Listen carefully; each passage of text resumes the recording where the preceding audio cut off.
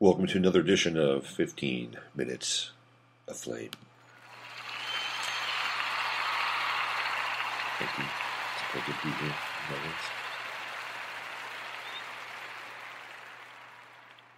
Meteorologically, I'm sure everybody wants to know and understand what the weather's like here in Austin, Texas. It's gray and dark, and it's been that way for about a week. So we're back into the dystopian weather pattern, which we'll get, I'm sure, for the next few months. We might even get some very serious water dumping, like we did about 2 years ago, where the state of Texas was put into a state of national emergency.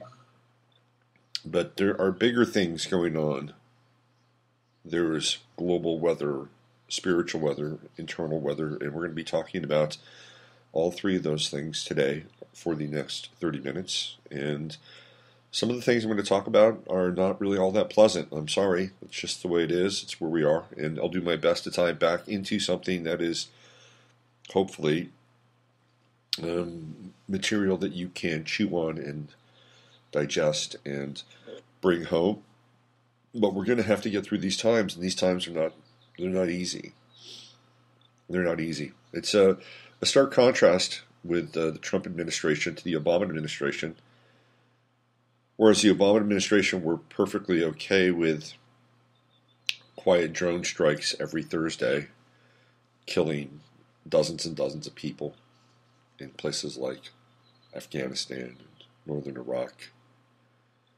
The Trump and that was kind of on the QT.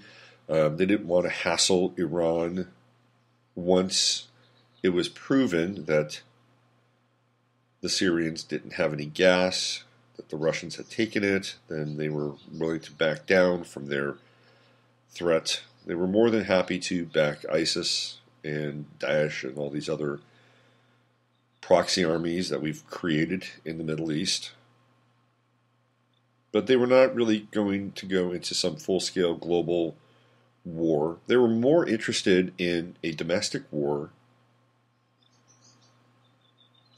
And we had just every other week, it seemed like we were having false flags and police shootings, and the racial conflict was being really ratcheted up. And so we were dealing with externally what we're dealing with now internally.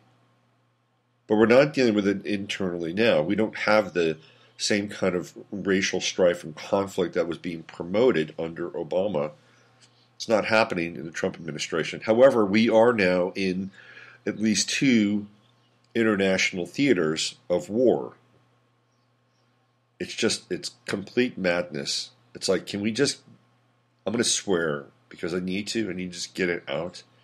Can we get off the fucking carousel here for a while? Okay? Can we get off either the internal or the external? And this is the way it's going to be. I'm telling you right now, we're going to be dealing with some form of chaos one way or another until this thing is resolved. And you're just going to have to kind of learn how to surf through this stuff. I mean, these are the big waves. This is Mavericks. This is Mavericks in the 21st century, and you're on a longboard. And if you've never surfed Mavericks before, or big waves before, you're going to have to figure it out real fast. So Trump has now decided that North Korea is an option. Syria is an option.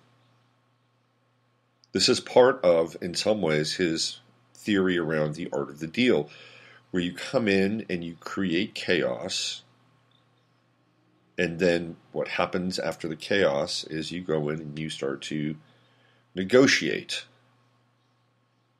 And it's based on that. It's based on the negotiation is based on the chaos. Now, it just so happens that the art of the deal dovetails with the Neocon internationalist agenda. And it's pretty clear now that Trump is under the sway and the spell of the neocons, whether it's Jared Kushner or his daughter, or whether it's any number of guys from Goldman Sachs or whether it's Netanyahu. It doesn't matter. He is now fully engaged in the neocon globalist effort in doing what they want to do. Steve Bannon has been marginalized, moved out. We know that Michael Flynn is gone. Kellyanne Conway now has an $8 million house. That's her payoff for helping Trump get elected. She's out of the picture. And what we have left are screaming, raging neocons like Nikki Haley. And boy, Rex Tillerson is quick on the uptake, isn't he? Here we go. Here are my friends. They're back. Is that great? They always seem to come on, but I'm here to do my thing.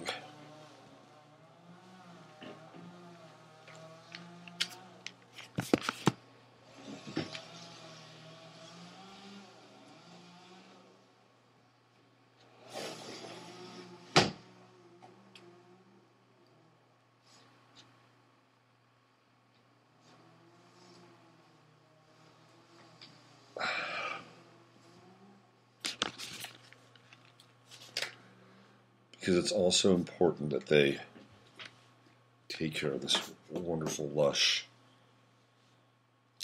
landscape that I get to look at every day, looking on the bright side of things. So this is what's happening now, and we're all just sitting back here kind of scratching our heads with the speed and the alacrity of it. And it's amazing to watch what's happening on the right in the alternative media. And there are people who are in the process of doubling down with Trump. Oh, it's 5D chess or 4D chess. No, it's not. It is not 4D chess. It is not.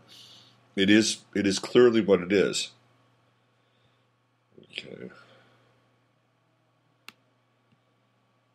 Oh, man. My computer. What's going on with my computer? Whole thing has just gone dark again. Oh man. There we go.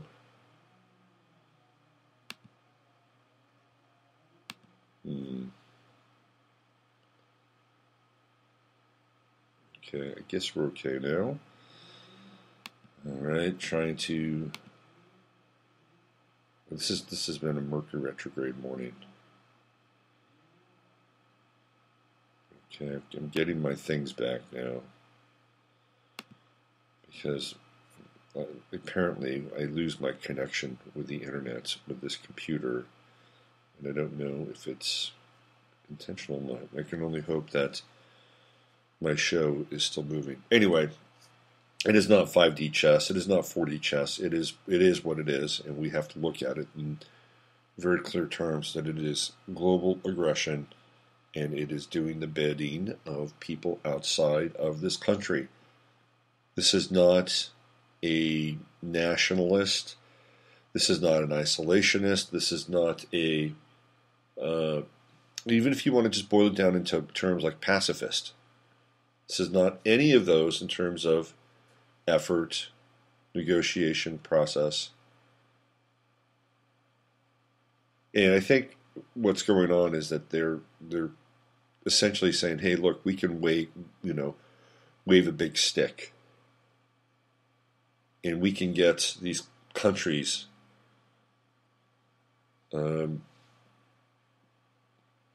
worried that we might actually follow through." Now, there are about 140,000 troops that are amassed on the North Korean-Chinese border. So if we decide to go into North Korea with South Korea, we will be met with force by the Chinese. They will protect North Korea. The same thing can be said with Russia, with their troops that are very close to moving into Syria. Now, Russia's been preparing for war for the last 2 years, I think possibly 3. I know people in Russia, and they've been telling me what's been going on there for a while now in terms of food storage, preparation, all that stuff. They're ready. They're ready for war, and they're ready for a long war. They're ready for a war that would last, anywhere between 5 to 6 years. Think about that.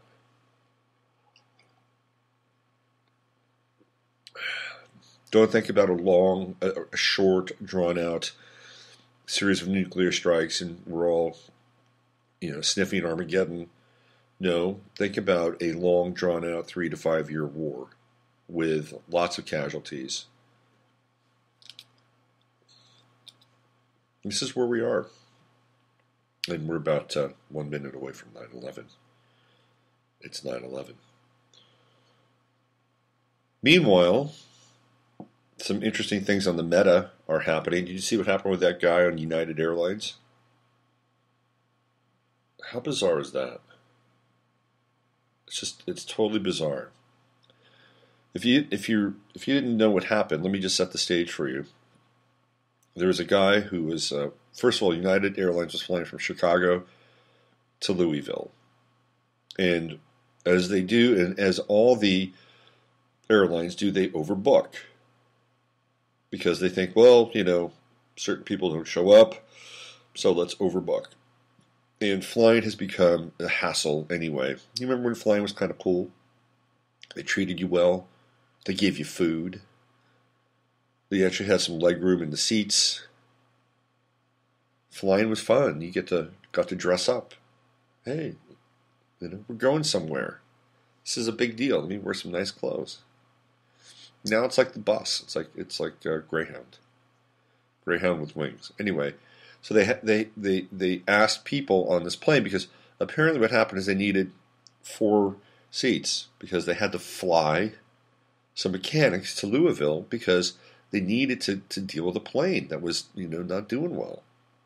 The plane needed attention. Apparently, the only people that could work in this plane sufficiently were the people that were in Chicago, which is a major hub. So you're going to have a ton of personnel in Chicago. So they needed 4 seats, and I don't know where they were in terms of the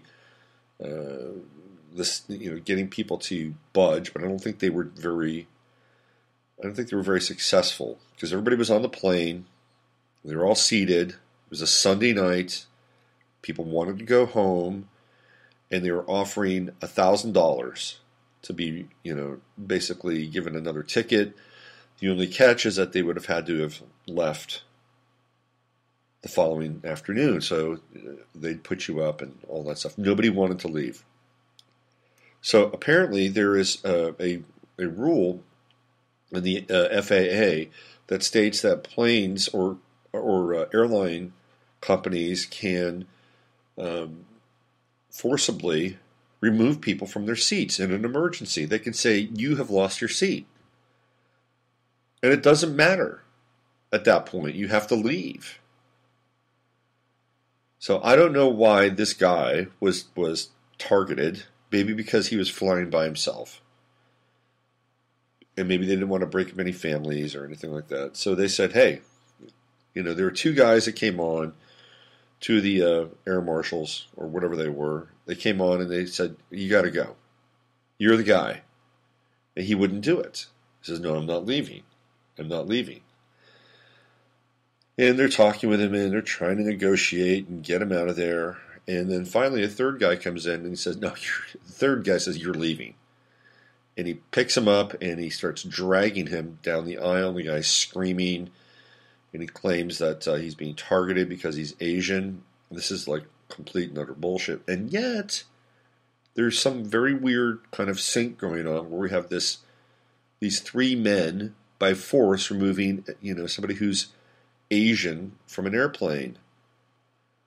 And here we are, we're having this dalliance in North Korea, in China, and it could all just be, one big shadow puppetry between China and the U.S. and Russia, and they're all just doing, shots of vodka off, the butts of 13-year-old transsexuals. I don't know.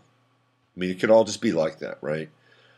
But here we now see this forcible act of aggression against this Asian guy, and we're about to, get into this conflict with North Korea and China. So from a meta perspective, it's quite interesting, very symbolic in some ways. And we're forcibly removing a malcontent You have to ask yourself, is this stuff planned out?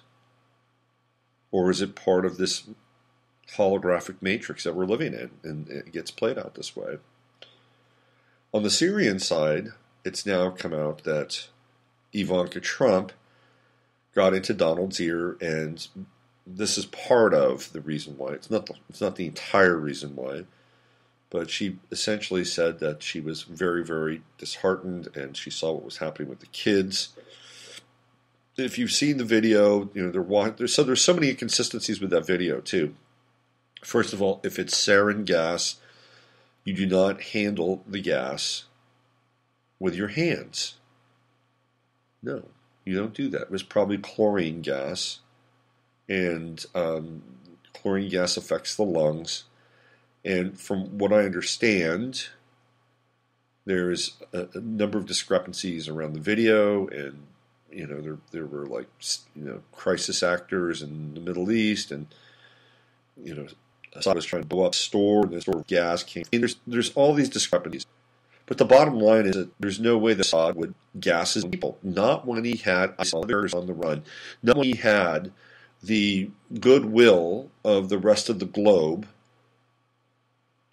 supporting this rout of ISIS and ISIL and Daesh.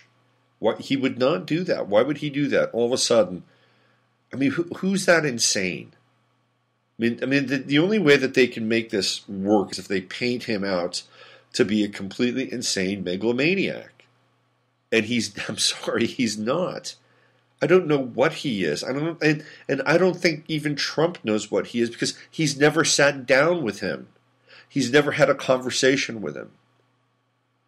Obama never had, as far as we know, never had a conversation. Nobody from the United States, except Tulsi Gabbard and Dennis Kucinich, we're going to talk about.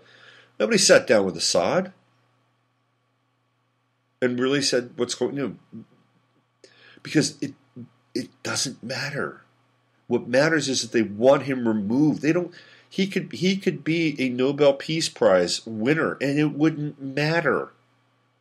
They will turn him into Attila the Hun and Rasputin and Hitler combined if they want to and need to, in order to move him out of there. Because there are other countries in that area that want the resources, other countries in that area that want him removed, other countries outside of the area that want the resources. There's a big gas line that runs from Qatar all the way through to the other side of Syria, and it goes right to Europe. And the Russians, in conjunction with the Syrians, control that line. And they don't, and the globalists, they want that. The Seven Sisters, the oil companies, they want that gas line. Our buddies in the Middle East want a slice of that. And they want to remove Assad, and they want their own person in there. And then the next thing they're going to do is they're going to go after Iran. They're going to and consequently Russia. I mean, this is the big global chessboard game that Zbigniew Brzezinski has been playing and still is probably involved with, along with the people inside the Trump administration. But nobody's gone to Assad and said, "Hey, who are you? What are you doing?" No, they don't want that. But Tulsi Gabbard, who, seems to be now the only voice of the left that has any kind of gravitas and merit, and she went to Syria with Dennis Kucinich, and I really like Dennis. I met Dennis one time in California. He's not a very big man. He's about 5'8". Dennis has kind of an otherworldly vibe about him. Now, I'm not saying he's like super mystical or super special. I'm just telling you he's got a bit of an otherworldly vibe.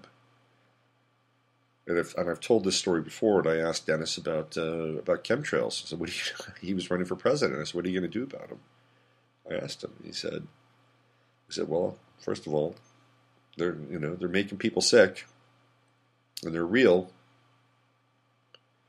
So he had this air quality bill that he was trying to pass, and it was, allegedly, you had to disclose what was going into the jet fuels.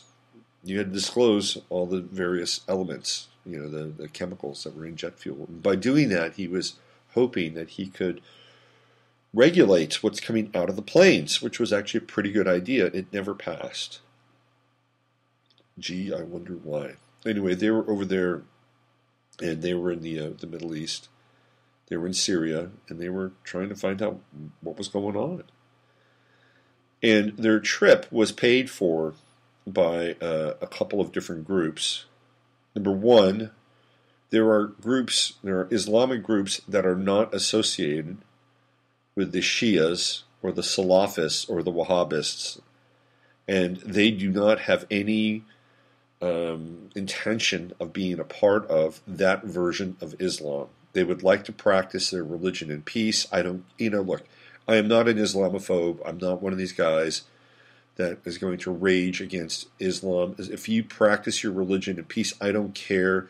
If you don't want to, invest in Sharia law and make sure that Sharia law is the law of the land, I don't care. You can just practice what you want.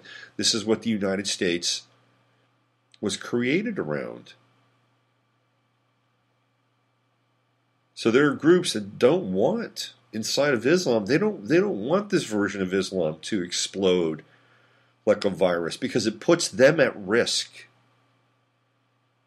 And that's not part of the dialogue that's taking place. And if there are people inside the Muslim world who are invested enough to send Dennis Kucinich and Tulsi Gabbard over there, then they need to speak up. And they need to have a voice, and they need to have it like about 6 months ago. But the problem is that when you get into tribal affiliation, that even though there may be people inside of your tribal affiliation that don't represent your tribe in a way that you are associated with or you feel does not represent you, a lot of times people will just shut up.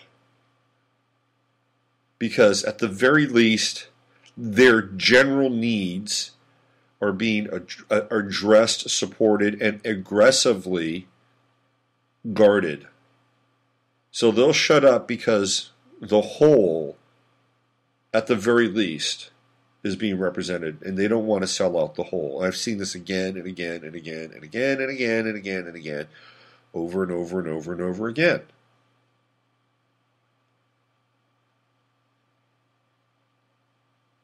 It's apparently the only people who are supposed to question what's going on with their world. And you can even see this now, by the way, on the right.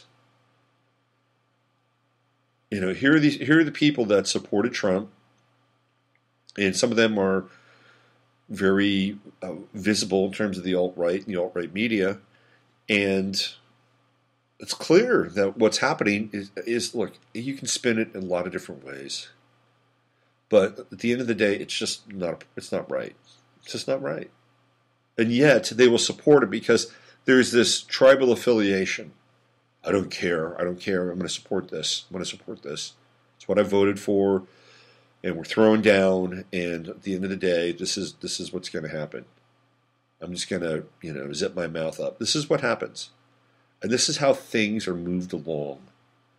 Because there are people inside of these groups and these tribal affiliations that need to peel away and speak up, but they don't. They don't. Because number one, they don't want to be ostracized. Number two, they don't want to be on the fringe and left out. And they'd rather just go along with the tide of convention because at the very least, they'll be there with a bunch of other people that are, for the most part, generally like-minded. This is one of the reasons why we are in a place that we are today, unfortunately. So Tulsi Gabbard and Dennis Kucinich went to Syria. Another group that supported them in their travels was a Christian group. Yeah, because Christians are getting slaughtered over there. And they don't care. It's like, let's slaughter some Christians.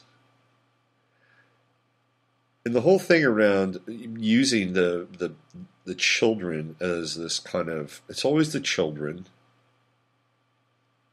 It's total manipulation. It's psychic, emotional manipulation. And if that's the case, there are kids that are dying every single day in countries all over the world that are being sacrificed and slaughtered. And if you wanted to use them as an example to go in and intervene in some country, you could do one every day. You can just spin the wheel. Just have a big wheel with a picture of a tortured kid in a country. Just spin that wheel every day. Let's go here. Let's go here. Let's go here. Of course, it's on the behest of the new First Lady, Ivanka Trump. She is the First Lady. It's a weird kind of thing, don't you think? You know, Jared Kushner and Ivanka Trump, the first family of the U.S.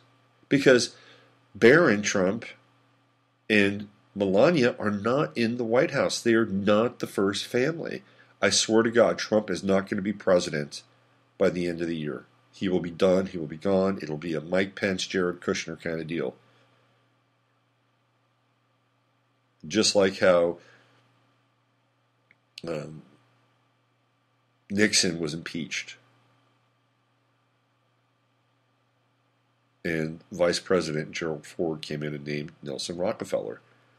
If something happens to Trump, of course, it's Mike Pence who's next in line. And Pence can then pick whomever he wants as vice president. Whomever he wants. Oh, look, there's Jared Kushner. Boy, he's right there. He's been right there all along. Let's bring him in as vice president. And now we have Pence and Kushner. How about that? And the first family in Washington's already there. And it's kind of weird, don't you think? Because there's this kind of incestuous imagery between Trump, Donald Trump, and Ivanka, which has gone on for quite a while. It's kind of like this bizarre love triangle between Jared Kushner, Ivanka Trump, and Donald Trump. Astrologically, they all have their Jupiter in the sign of Libra. And where is Jupiter? It's in Libra. And they're trying to be fair. Oh my God, look what's happened to the children. But Jupiter is retrograde. It has been for a while, and it's not necessarily making the right moves in order to be fair. And yet all three of their Jupiters are conspiring in order to bring this fairness into the world, hatch the fairness. It's very strange. Melania Trump is a Taurus. Ivanka Trump is a Scorpio. They are opposite signs. They are rivals. I'll tell you that right now. They are rivals. And I don't know if Melania Trump is like I don't know if she's like a clone or a robotoid or she's, a trans model. I don't know. But whatever that entity is, I feel for that entity. Because it certainly is isolated and probably not having a very good time. Let me read you a few things here. Last week we had actually over the last couple of weeks, we're going to go over today by about 10 minutes because I have a lot to share today. We've had 2 terror attacks. One, which is patently a false flag, that was in London. The other in Stockholm. Both were involving cars. And I mockingly said this over on Facebook, and I said, just wait, these terror attacks with the cars will be used as justification to ban cars. That cars are the new guns. And lo and behold, how about this? This is from Stockholm. This is a website that I've translated called friatider.se, the SE being Sweden. This is the Aftonbladet solution to terror. Prohibit vehicles. Media. Cars should be banned at gathering places and in city centers. So like Aftonbladet's editorial writer, Eva Franchel, stop future terrorist attacks from happening. There's no tougher immigration policies. Now remember, this is a translation.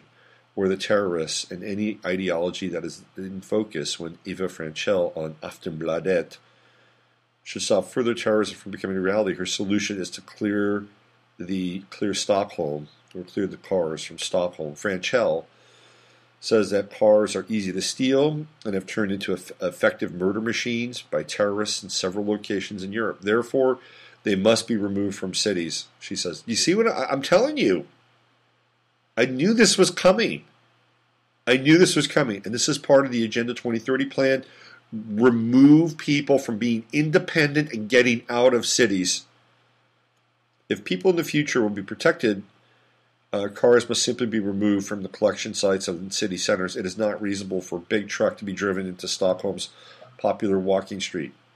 Problems, things such as shipments to stores, restaurants can be solved by deliveries at times when few people are on the streets. Franchel pointed out that cars have dominated Swedish cities for decades, and there must be enough now. Now it's people who need space.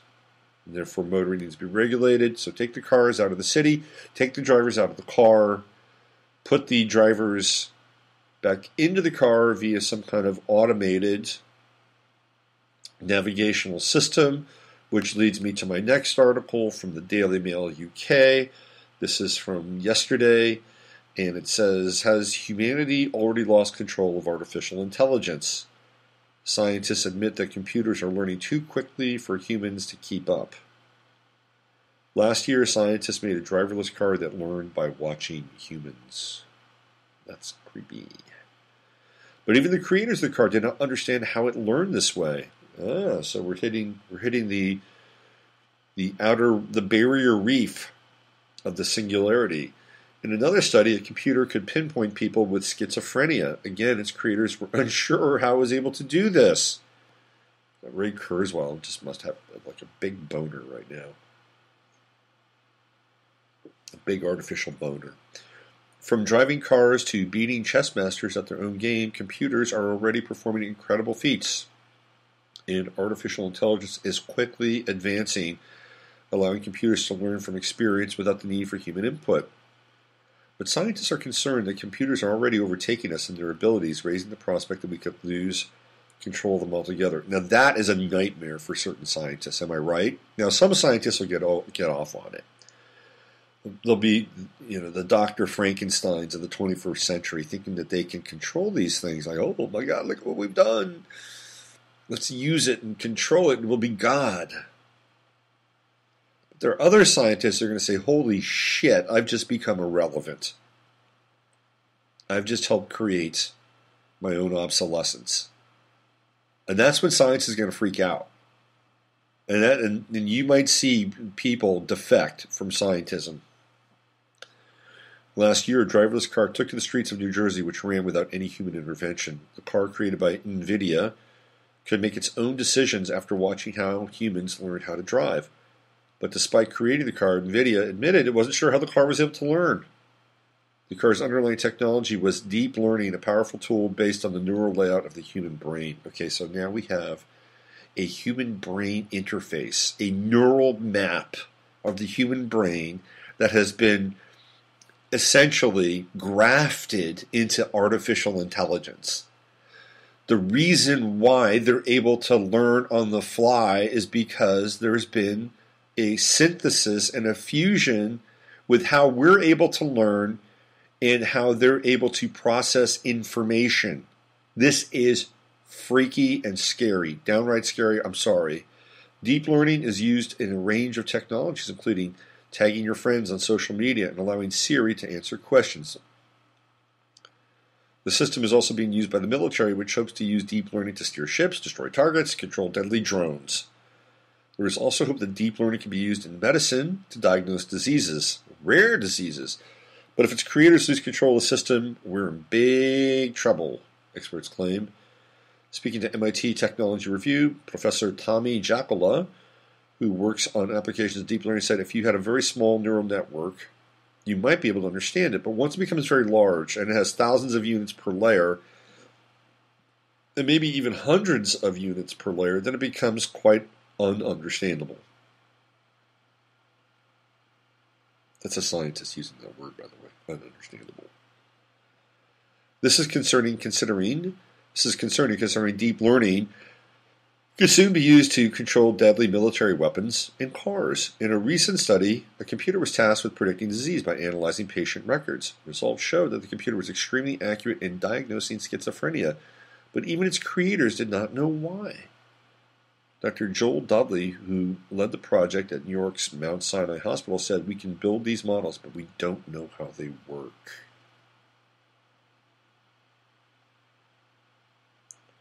In hopes of staying in control of these powerful systems, many of the world's largest technology firms created an AI ethics board in 2016. That was just a year ago. They're just coming up with the ethics now. They're like scrambling is what they're doing. Researchers with Alphabet, Amazon, Facebook, IBM, and Microsoft teamed up to create the new group known as the Partnership on Artificial Intelligence to Benefit People and Society to develop a standard of ethics for the development of AI. Don't know what the 8 rules are? This is like Asimov's Foundation. We will seek to ensure that AI technologies benefit and empower as many people as possible. We will educate and listen to the public and actively engage stakeholders to seek their feedback on our focus, inform them of our work, and address their questions. We are committed to open research and dialogue on the ethical, social, economic, and legal implications of AI.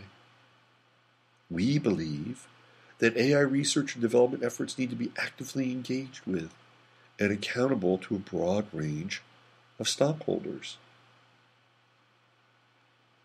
We will engage with and have representation from stakeholders in the business community to help ensure that domain-specific concerns and opportunities are understood and addressed. We will work to maximize the benefits and address the potential challenges of AI technologies by working to protect the privacy and security of individuals, striving to understand and respect the interests of all parties that may be impacted by AI advances, working to ensure that AI research and engineering communities remain socially responsible, sensitive, and engaged directly with the potential influences of AI technologies on wider society, ensuring that AI research and technology is robust, reliable, trustworthy, and operates within secure restraints, opposing development and use of AI technologies that would violate international conventions or human rights, and promoting safeguards and technologies that do not harm. We believe that it is important for the operation of AI systems to be understandable and interpretable by people for purposes of explaining the technology. We strive to create a culture of cooperation, trust, and openness among AI scientists and engineers to help us all better achieve these goals. So really what they're saying is that here are the guidelines and the principles that we're going to use in order to kind of moderately keep you, the public, informed, create a language and a dialogue so that you idiots out there can understand it and that we can move on with the really important things around developing this stuff, and that we'll make sure that our stakeholders don't get completely freaked out by making sure that they understand that they're going to make a ton of money in the short term while being able to somehow placate their long-term anxieties around developing this industry. This is what this is about. This has nothing to do with any kind of real safeguards, because it's the companies themselves that are developing these bullet points, principles, and soft regulations. These are not government regulations. These are not spiritual and moral regulations that are determined by any kind of a church. I think we're entering into a weird period of time. How does Sharia law interface with AI? How are the Muslims, how are the Shias going to deal with AI? Wouldn't that be weird if AI became Muslim? I mean, think about this. This could actually be a strange kind of hybridization, because we know that Shia and the Salafists and the Wahhabis have been weaponized. It's a weaponized religion, and if it does somehow become this kind of new, kind of global religion, which is the ultimate manifestation of the theocratic state, throw in a little technology, and you now have the techno-theocratic state where you have AI enforcing Sharia law. And we have the ultimate fusion of techno-fascism. I know, I have to go there. Because this is what we need to do. We need to expose the dark fringes of the world that we're living in. Because by doing it, we can understand, by contrast, where we are, who we are, and where we've come from. Now, I'm not saying that we need to go back and watch Lassie to retain our humanity. I tried that about 2 weeks ago, and it didn't work too well. It was actually kind of traumatic, to be honest with you. In a weird way. But what I am saying is that we need to remember what it's like to be a human. We need that. It's essential. Whether it's robotically nodding our head and giving our assent to what's happening in Syria, in the Middle East, in North Korea, just because our tribal affiliation and our vote said that we should be doing this, or whether it's removing our consent from that situation, we need to be able to stay in touch with our humanity.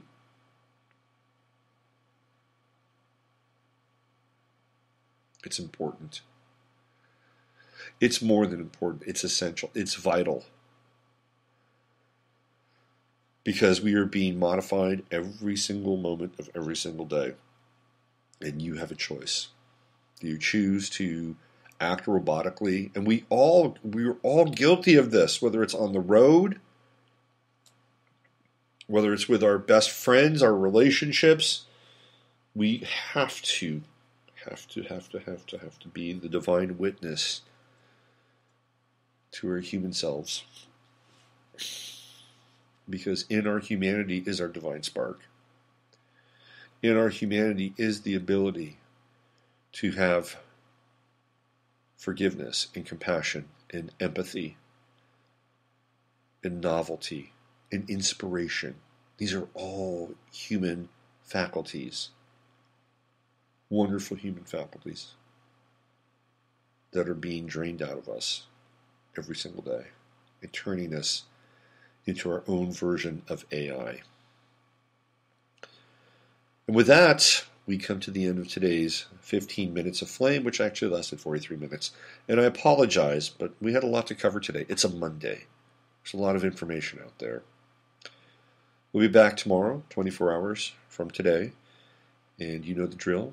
Use your head to discern what's real, your heart to stay open to what's possible. I'm Robert Phoenix, and this has been 15 Minutes of Flame.